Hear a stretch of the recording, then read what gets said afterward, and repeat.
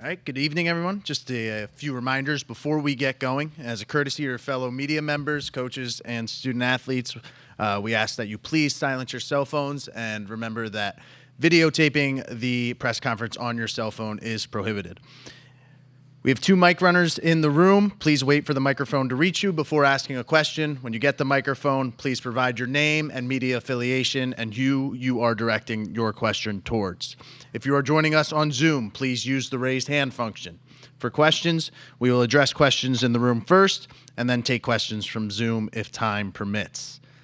Now joining us is members of the LSU Tigers, head coach Jay Johnson, and student athletes Jared Jones and Kade Anderson. Gentlemen, congrats on an incredible season and for making it to Omaha. Coach, if you want to start out with an opening statement, and we'll get the questions for the student athletes.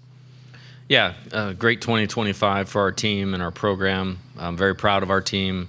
Felt like they're very deserving of being in Omaha, very consistent from the start of the season through a tough SEC schedule and obviously the postseason.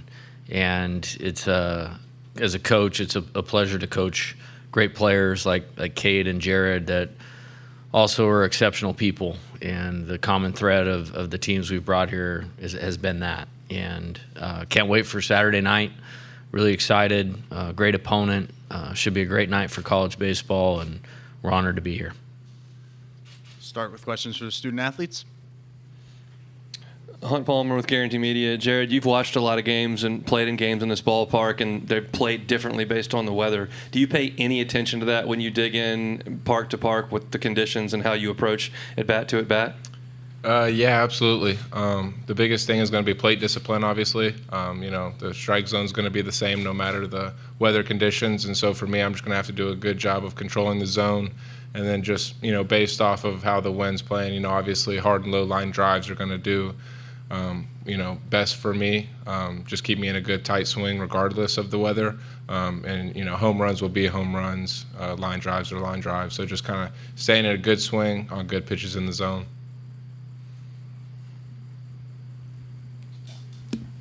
Michael Cobble, WBRZ TV in Baton Rouge for Kade and for Jared. We can start with Jared if you want.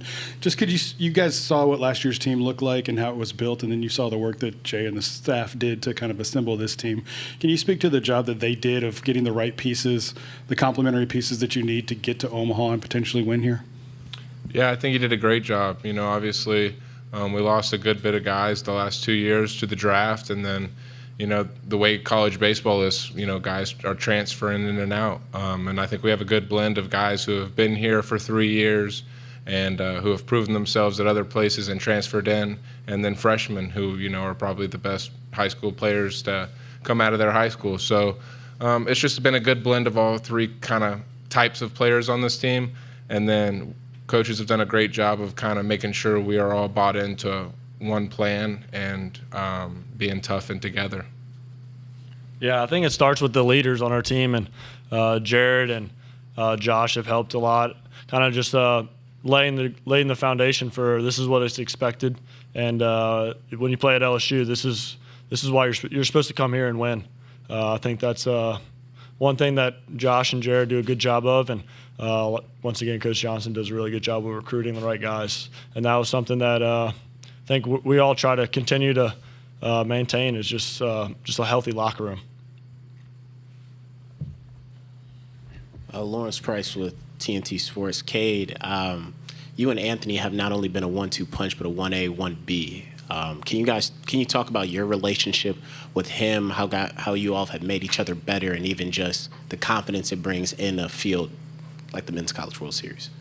Yeah, we're always talking about our success and failures and learning from them as well. And I think those experiences help us a lot. And having a guy like Anthony on our team is fun to watch. And once again, like we said earlier, you bring the good guys in, that's what kind of stuff happens. And I've learned a lot from Anthony, and Coach Yeske has helped both of us out and continuing to learn from each other. Any more questions for the student athletes? Jake McKeever, College Baseball Central. Kade, Jay talked about how devastating last year's loss you took it during UNC. I guess, is there any kind of still lingering feelings of unfinished business? Yeah, I think we're all playing with a chip on our shoulder that was there, and Jared feels that way as well, I'm sure. But yeah, we don't like that bitter taste, and like I said, that LSU plays here often, and there's no reason for us not to be here. And obviously, that it's a game of baseball. You learn from each thing, and we're taking that, and it's not gone. We still have that feeling left in us, and we'll take advantage of that feeling as well. Joe Menzer, ESPN, SEC Network. Could you guys just talk a little bit about going through the SEC, the gauntlet that is, and how that prepares you for the big stage like this, and just kind of the irony of getting here and then you're facing another SEC team right away? I think it's a good advantage for us. You know, we've already seen Arkansas once this year. Obviously, that was at our place. Now it's a neutral site. But, you know, going through the SEC all year, Coach Johnson talks about, 56-game playoff, and the SEC is 30 games, and every game counts the same. So you got to go out there day in and day out and give it your all. You're going to get tested every day by each and every team. There's not really a bad team in the SEC. Everybody has really talented players, and they're all coached really well. And it's just a good preparation and good training ground for Omaha. And now that we're here, we just got to stick to kind of what's made us successful all year, and not try and do too much or get caught up in the emotions of the game, and just play our brand of baseball. Yeah, I think there's a reason why you come here and play in the SEC, and having those experiences and learning from them as well. And I think those type of things prepare you for the playoffs. And this is just another week for us, realistically. And Coach Johnson prepares us that way, and we'll be ready when it comes Saturday. Yeah, we'll stay with that theme. Kade, could you talk about facing Arkansas's hitters and what you saw from them the first time you saw them? And Jared, if you would speak to the pitching that Arkansas brings to the field. Yeah, I look at every lineup the exact same, whether that's the first team we played or the last team we played. And realistically, you don't look at a batter. You look at how you're going to pitch each guy. And with Coach Yeski's help, it'll be very just another game. And we'll have a plan, and we'll stick to that, and just continuing to work out there and be present in it. Yeah, Arkansas's pitching staff is probably one of the best in the country, if not the best, just as far as the talent and the arms that they have. I think back to the weekend series against them. They pitched pretty well. I think we got to them on Saturday, though, and so that's going to give us a lot of confidence going into the weekend. And then just sticking with it, we understand that, there's going to be some times or some innings where we don't score, and maybe we, had guys on base and we left them on, but we just got to stick with it, keep taking quality at bats and getting the next guy to the plate. Matt Byrne, Arkansas Democrat-Gazette. Kade, for you, just with this being a bigger ballpark, a pitcher's ballpark, does that change your approach at all? No, sir, it doesn't. Hey guys, Corey Diaz with the USA Today Network and the Daily Advertiser. Kade, for you, having a guy like Kase Evans in a setting like this, how much could he be an X factor for this pitching staff when he's been a guy for 63 games? He's filled a plethora of roles for you guys so far. Yeah, he's a big time pitcher, and he pitches the best in the big time moments, and that's a really good trait to have. And he gets to learn from this. He's a freshman in college, and learning from these experiences, being able to play in Omaha is a big deal for the future of LSU. And with all the pitchers on our staff, we're really grateful for the guys we have, and the character shows, and that's why I think we're successful. Jared, one more question. Could you guys just talk a little bit about Stephen Millam as a teammate and what he's meant to the team? Yeah, I actually live with him, so gotten to know him pretty good over the year, and he's been the best shortstop in the country all year long. There's not a day I go over there to first base and catch a throw and it's not chest high, middle of the bag, and he makes every play. He gloves there. If he can get his glove on it, the play's made. So I know that's been huge for Kade, going out there pitching, knowing he's got a good defense behind him. He brings a lot of energy to the field. He's very competitive, and he wants to win, and he wants to be a really successful baseball player, and I think you see that in the way that he goes about his business. What kind of roommate is he? He's a good roommate. We got 4 dogs, so it's a little chaotic, but other than that, he's a good roommate. Jared, Kade, thanks for your time, and good luck this week. Thank you. Thank y'all.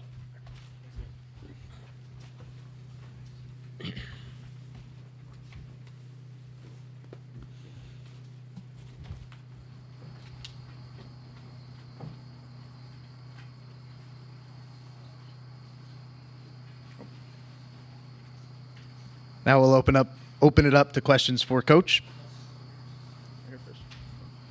Andrew Idell, College Baseball Central coach. Can you just talk about the importance of just Cooper Williams coming in as a freshman, being one of the more reliable lefties in the bullpen so far in the back half of the postseason? Yeah, Cooper's been great. It was a big recruit for us. Obviously got him under unusual circumstances with the coaching change last year at Texas A&M. And he was available, and he was a guy that I'd paid attention to from the time I took the job at LSU. I think he committed at Texas A&M very early in the process, and every time I saw him pitch, it was like, man, I'd love to have that guy. And I think he's very intelligent. He's very mature for his age. He's got a great heartbeat out on the mound. He's athletic. He throws strikes. There's multiple pitches for strikes, and has a great future, but he's a big part of our present. And his ascension, throughout the back half of the season has really, really helped our team, especially in close games like we saw in the Super Regional Game 2. Hunt Palmer, Guarantee Media. What have you learned about this ballpark over your times coming here? And you say you kind of build your life around Omaha. Do you build a team based on what you have to do in this ballpark? That's a really good question. First off, I love it. It's the only ballpark I want to play in this time of year. I think it's much different than the places we play in the SEC. It's much different, but you can't get here unless you have success in the SEC. So I think it'd be very short-sighted to just say, hey, we're going to build our team around this ballpark. I think when you talk about offense, something that I've always tried to take pride in is we have the ability to function however we need to or however the game dictates it, whether that's slugging, home runs, the ability to move the offense, hit with runners in scoring position, situational hit, bunting game. And I think this team is very good at all of that. And I think it does give us a chance or a blueprint to be successful in a place that is much different than we play in throughout the year.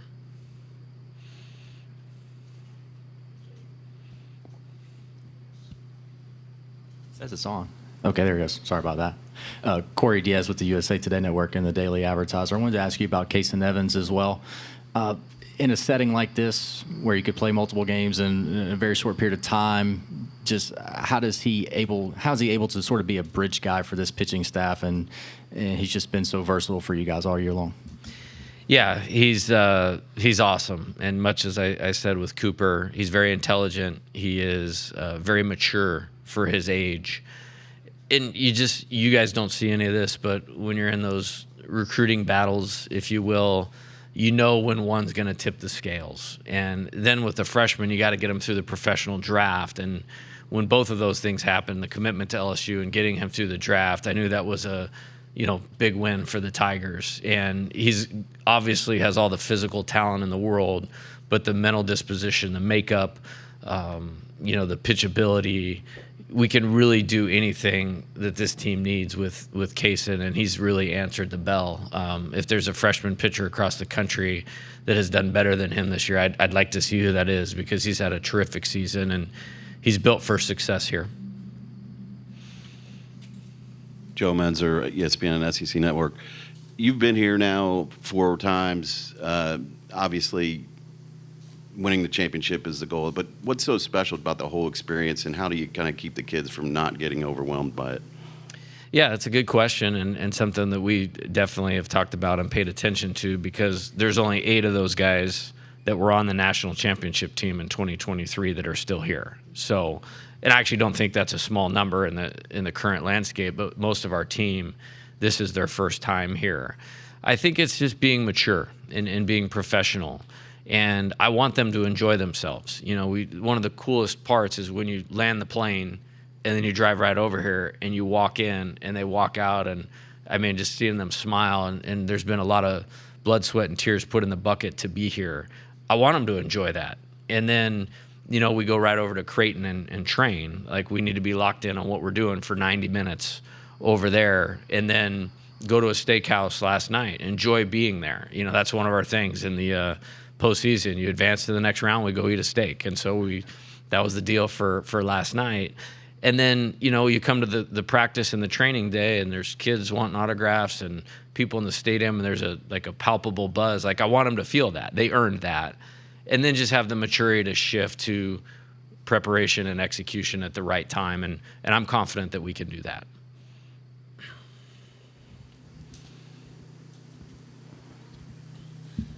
Jake McKeever, College Baseball Central. Coach, Monsters made just a seamless transition over from second base to shortstop.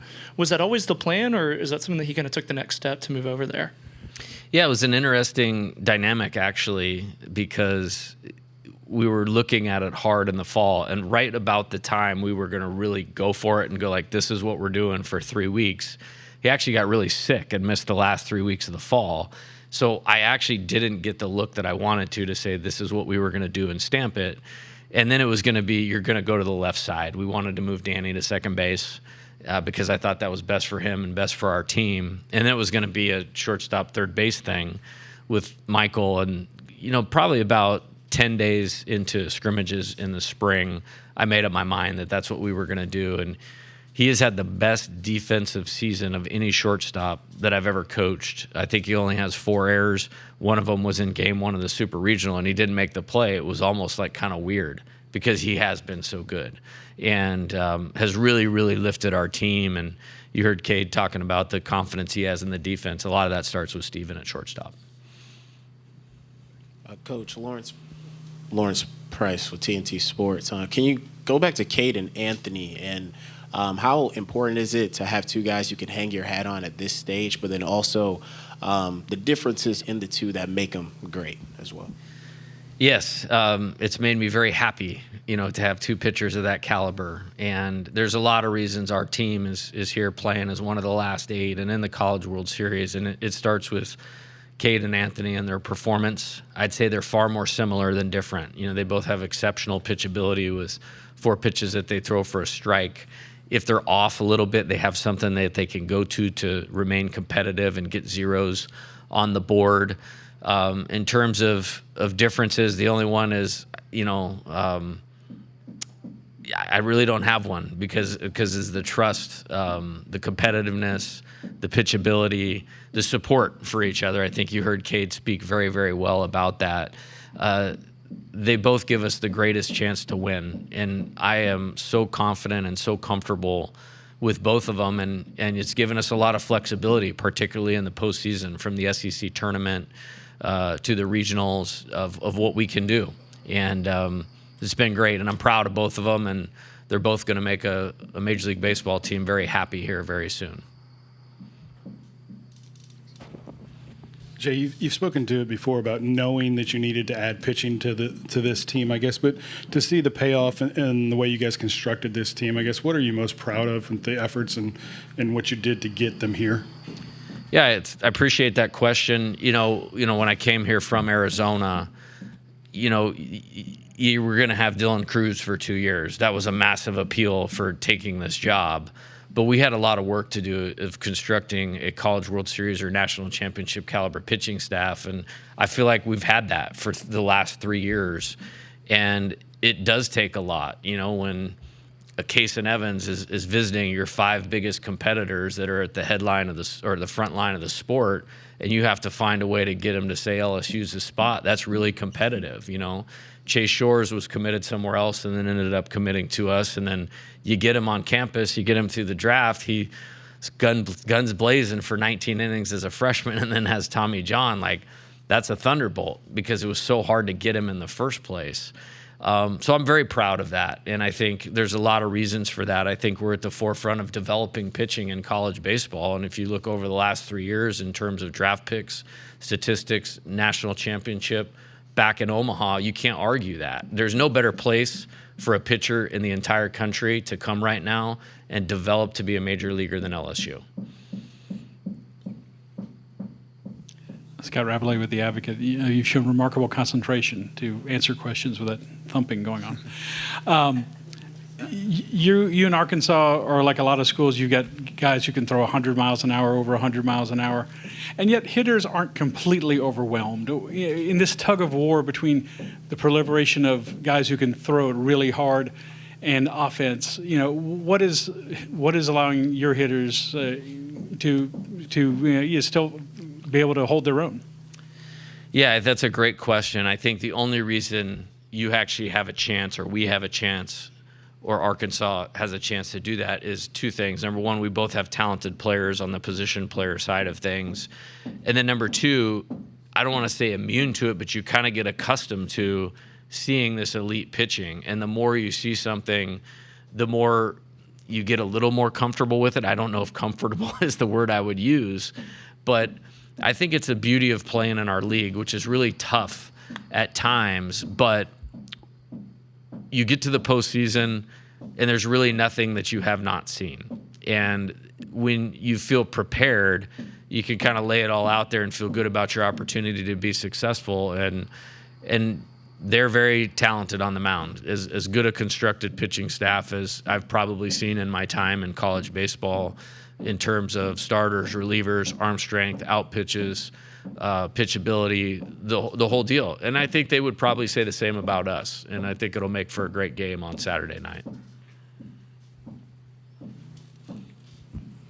Noah Darling, College Baseball Central. Coach, in 2023, you were pretty open about the ongoing strategy of this event, and obviously you won a national championship. How do you consider that, thinking back to 2023, here's what worked, here's what won us a championship, while also seeing new team, new set of teams you're competing against? I think it's all relevant, and I ask the players to use their experience as well for helping us down the road, and as coaches, we try to do the same thing. I think, playing 8 games here in 2016 and only playing 2 games in 2021, that really helped us in 2023 as far as helping them understand of what's around the corner. And I think those 8 games in 2023 will help this team, and not necessarily in the construct of there was 8 players that were a part of that and here for the duration from first pitch opening night till holding the trophy, but you just want to help them understand what's around the corner. And, there's a lot of things that are around the corner when you're playing the caliber of teams that are here. I mean, there's 8 championship caliber teams in this field. And you look at what everybody did to get here is pretty impressive. And then you roll the tape of at least our side of the bracket and you go like, this makes a lot of sense. Just because nobody or less people have maybe heard of Murray State, that's a real offense. And I haven't got to their pitchers yet. I watched their offense a little bit this morning. And then UCLA, I played against Coach Savage forever. And, I'm 15 games, 5 years, in the Pac-12. And I can tell you a lot about a lot of those games. So I know how prepared they're going to be. And they did a great job, with their recruiting and that sophomore class with Chalowski and all of that. So a challenge is around the corner. We'll have one Saturday, we'll have one Monday.